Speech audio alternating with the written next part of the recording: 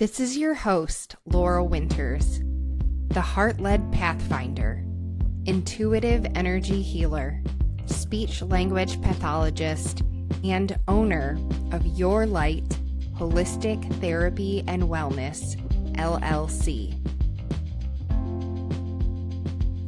Welcome to Miracle in Time, a mini-series podcast that brings you the stories of beautiful humans exploring the synchronicities, blessings, and miracles within our perception of time. It illustrates that events are not just happening to us, but for us. Life isn't always rainbows and butterflies, but it is a miracle in time.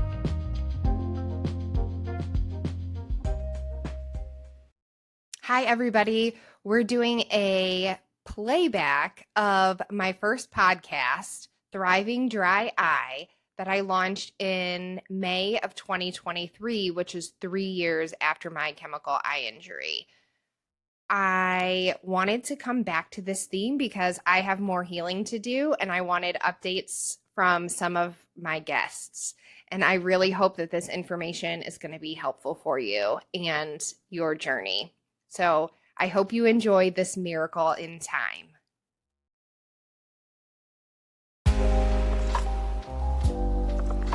Welcome to the Thriving Dry Eye podcast. I am so excited to be here today, launching my brand new podcast. My story begins with an unfortunate event that led to a cascade of fear, sadness, depression, learning, growth, wellness, health, empowerment, and thriving. You are here likely because you are my family, friend, or a new friendly face that is suffering from dry eye. I will tell you that one of my doctors stated, if this wasn't such a tragedy, it would be a comedy. It's gonna get dark. But at the same time, the circumstances are completely laughable. So without further ado, here is my story. I am a speech-language pathologist, and in my 10th year of work, I had been working at a job that I loved and truly thought I would retire from. Then 2020 hit. Those of us in healthcare were initially terrified. There were so many questions that were not being answered for us. After COVID came to our facility through a patient and then to our staff, my skilled nursing facility stopped taking admissions. It was for the safety of the patients and staff, but due to the lack of patients, our hours had decreased significantly. We asked for a furlough, but we were told that they were doing everything they could to keep us working. In an effort to continue work for the employees, especially the therapy staff, we were allowed rotations as dietary staff, patient assistants, and cleaning. I never thought I would be paid my therapy wage to pass out trays or wash the walls, but they continued to refuse a furlough. On May 19th, I had agreed to a shift cleaning the kitchen. A coworker and myself were cleaning pantry racks, and were using a regular cleaner. When that wasn't working on the tough food residue, as we previously used in our other shifts, we decided to use heavy-duty oven degreaser. We used this when we had our shifts cleaning in the real kitchens. I went to the area where the supplies and chemicals were stored, and in an attempt to refill the bottle, I lifted the sprayer out and unfortunately must not have pulled straight up. This then flung the heavy-duty oven degreaser in my eyes, not just one, but both. I immediately asked a dietary worker for the closest eye wash station. I was thankful when I was within 10 feet. When I turned on the eye wash station, I was shocked to see that the water only came about 2 inches high at the most. I tried to splash the water up into my eyes to rinse, but the water became too hot and burned my hands. I again then asked another coworker if there was another eye wash station, and luckily there was on the other side of the kitchen. Again, to my surprise, the water again came only but 2 inches high, which I again tried to rinse my eyes, but the water became very hot. I left the kitchen and went immediately to the dietary manager, whose office was in the next room over. She escorted me up the elevator, which are known to be extremely slow in our facility, to the second floor kitchen. Unfortunately, this eye wash station did the same thing as the first, and at this point, I did not stop to rinse my eyes, and we headed straight to the third floor kitchen. In the elevator is when things got real. My eyes started burning a lot, and they felt like they were on fire. I started feeling very anxious and super angry because of the lack of proper functioning of essential safety equipment. I've been working in a long-term acute care hospital as a PRN staff, which is whenever they need me, since I started working then 10 years ago. I know they perform safety checks quite frequently, and if this would have happened at my current job, I knew I would have been okay. Unfortunately, again, the fourth eye wash station yielded slightly more water pressure, but still dysfunctional, and not for proper rinsing of the eyes, only about 3 inches or so.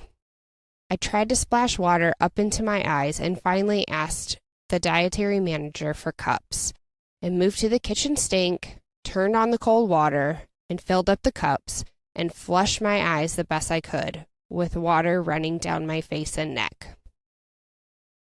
The next part becomes fuzzy, because at this point I was crying, and horrible thoughts of never seeing again was running through my head. I'm unsure of the exact timeline for the next events, but the dietary manager asked me if I had contacts, and that I needed to take them out. Thank goodness she did this. I stopped rinsing and went to take my contacts out, but felt resistance. I have worn contacts since the 4th grade. You heard me, 4th grade. And at my then current 34-year-old self, I know my eye and the feel with great certainty. I peeled my contact lenses from both eyes and threw them away and felt an increase in anxiety and terror because my eyes felt hard, dry, and my finger would stick to them instead of sliding like they always do.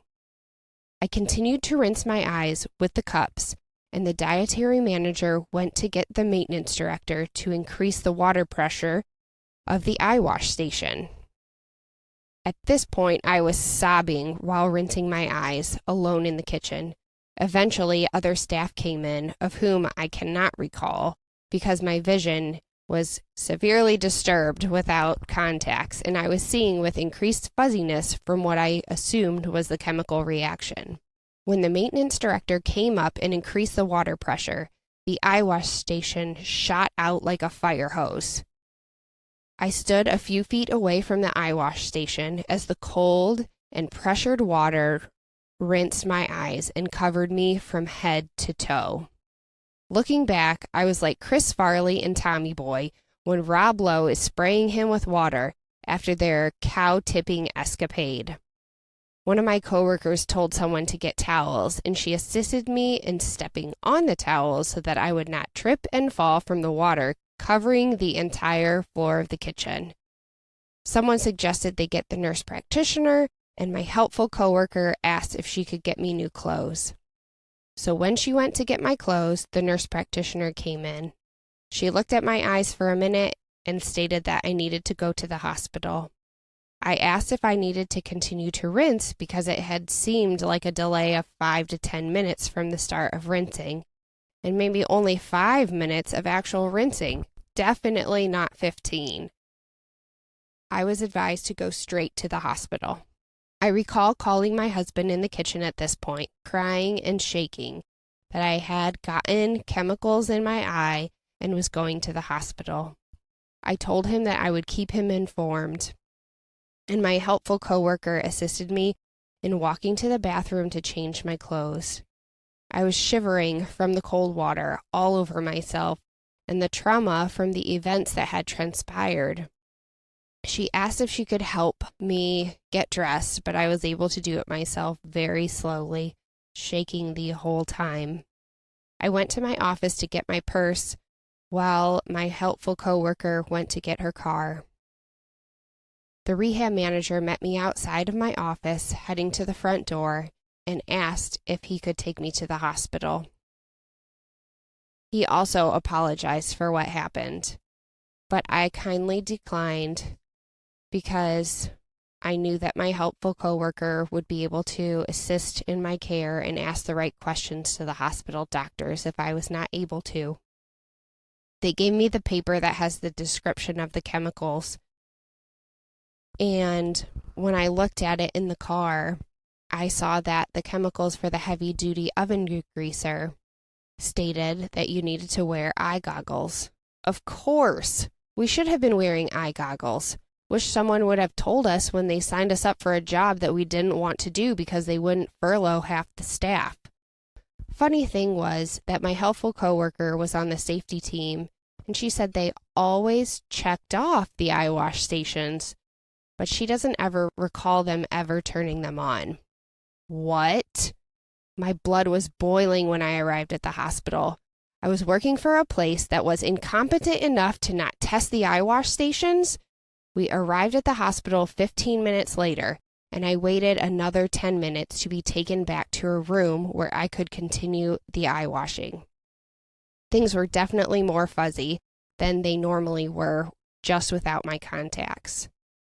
The physician stained my eyes and informed me of no ulceration, but that I needed to go to an ophthalmologist. My eye doctors are optometrists, so she gave me a referral for an ophthalmologist in my town.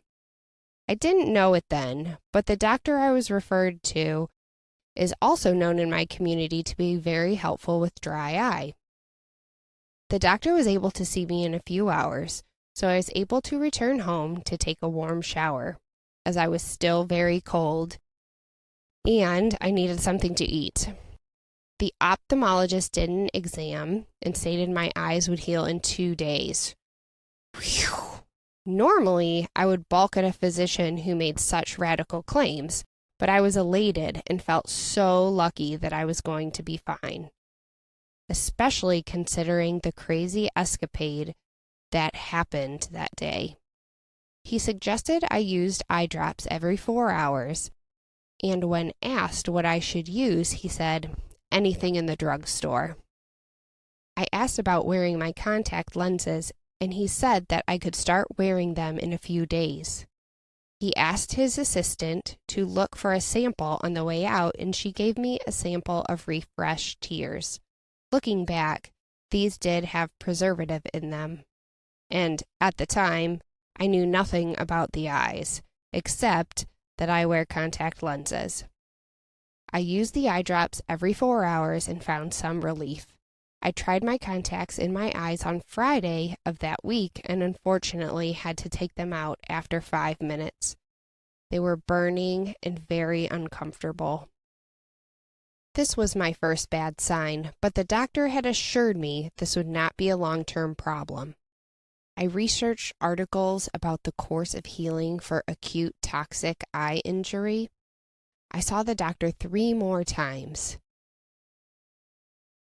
Again on that Friday because I had a small dot on my eyelid. He told me that it was a clogged tear duct, and many people have that. Well, okay, but I had never experienced that before. When I saw the doctor the next time, past the "you're gonna be fine in 2 days," I was still frequently using the Refresh tears. He stated that I could start using the Refresh preservative-free because I was not getting relief. I continued to have clogged tear ducts and feelings of dryness. The doctor stated that because I was not having redness or burning, then I did not have dry eye. Looking back, he never once did a smear test, which seems to be the gold standard for measuring tears. I also was using warm compresses as advised. By this time, my nights were sleepless. I was constantly researching dry eye, chemical eye injury, and how to relieve the dryness and pain I was experiencing. Fish oil and omega-3s kept coming up. So not knowing how much I should take, I opted for 1,400 milligrams of fish oil per day. The next doctor's visit, it was too much to bear. I could hear the rapport he was building with every patient from the open-doored room I was in, and when he walked into the room, he did not smile or partake in any small talk. I tried to build rapport by making jokes or asking additional questions about my eyes, but it was clear that he was not interested in me as a person or patient. I truly feel that because I was a workman's comp patient, that I was not as important as all his other patients. All I ever wanted was a diagnosis and treatment. I was always told that my eyes were quote-unquote fine, and each symptom I brought up was something other people had. But I did not have these symptoms until after the injury. He was sure that I would not have any long-term effects. And then, 5+ months later, I was still dealing with ill effects, including feelings of dry eye, grittiness in my eyes, clogged tear ducts, and inability to wear my contacts for long periods of time. Every time I wore my contacts, I'd pay for it the next day, with lots more dryness and lots of drops. Then I started having more symptoms of light sensitivity, burning of my left eye, and severe watering. 3 months after the initial injury, I started using an eyelid cleaner, hypochlorous acid. It did help, but then I started noticing some swelling of the lower outsides of both eyes and some itching. At some point, I also started taking AREDS2 to help with my eyes, but it caused nausea, and as a result, I wasn't taking it every day. The eye drops honestly seemed to make it worse. Somewhere in June of that year, about 1 month following the injury, and the runaround with this highly respected workman's comp doctor who thought I was just trying to get something from the system, I called my normal eye doctor. Unfortunately, due to COVID, they weren't really seeing patients, and I remember making the phone call in my car. I was crying before the call, and when she said it was going to be 3 weeks, I told her to forget it. Then I cried some more. I was truly depressed. I was still not sleeping well. I was talking with my therapist frequently because of the loss of self and shame associated with the results of my injury. The next decision I made became the thing that saved me. I found Dr. Travis and Jenna Ziegler of Eye Love. I signed up for their free dry eye boot camp and started reading the posts in their support group on Facebook. I started learning about clean water, smoothies, healthy eating, and more to get my body in tip-top shape for healing. These interventions started working. I read all the posts, all the time, trying to find the information that was going to help me. One day, after reading for a long time, I posted my story. I felt horrible as I was writing it up, but I was so thankful I did. The outpouring from the dry eye community was so supportive. They encouraged me to advocate for myself and find a dry eye specialist, since the doctor I had worked with obviously did not want to help me. I found a dry eye specialist 2 hours away, and so I called them, told them my story, including my case with workers' comp, and I scheduled my appointment. So 6 months after my injury, I took my husband to the appointment for support, and I was hoping he would take over my workman's comp claim.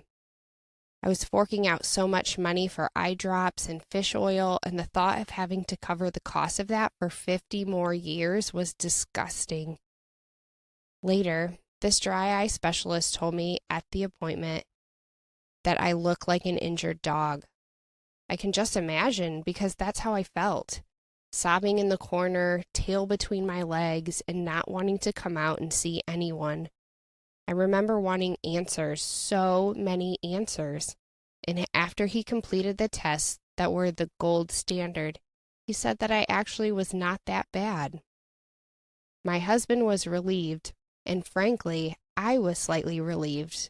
But I left thinking, wait, if I'm not that bad, then how do other people go on like this?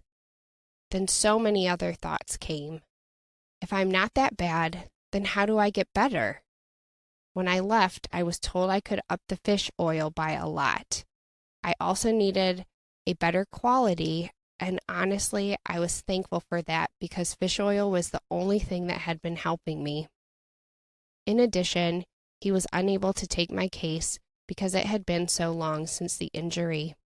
If only I wasn't in a state of anxiety and depression, then maybe I would have made the decision to go for a second opinion sooner. If I was in my right mind, that's what I would have done. That's who I am. If I don't find the answers, then I typically go looking for more. But it was impossible to do that under the state I was under at the time. It took me months to get the nerve to try to help myself. So, I made one last-ditch effort to find someone to help my case. I made an appointment with my regular eye doctor, the one I called months before, and decided it was going to take too long. I was helpless back then, remember? But now I was desperate. I know she tried her best. I again was deemed, quote, not that bad, prescribed eye drops to try to make things better, but I wasn't looking for medication. I was looking for a cure. I was looking to go back to normal. I was wanting to look into the mirror and see my glasses-free self again, the person I was before. This wasn't me. This wasn't the confident, fun-loving person I was. This was someone broken, hoping and praying that someone would help me. What I realized after that appointment was that I was the only one who could help myself. I needed to rise up and take control. So that's what I did. I hope you enjoyed the first part of my story. Thank you for listening to Thriving Dry Eye Podcast. I hope you come back to hear the rest.